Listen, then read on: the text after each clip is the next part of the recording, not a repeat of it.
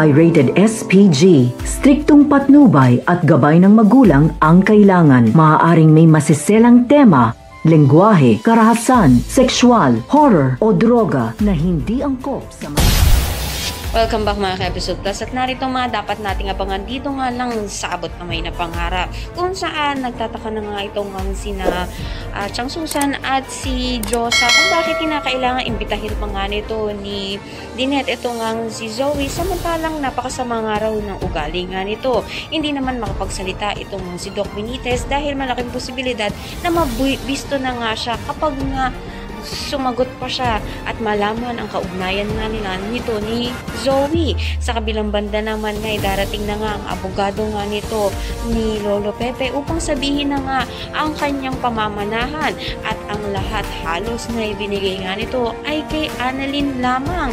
At dito magugulat itong si Moira na wala ngang pinamanahan itong si Lolo Pepe dito sa kanyang anak na si Zoe.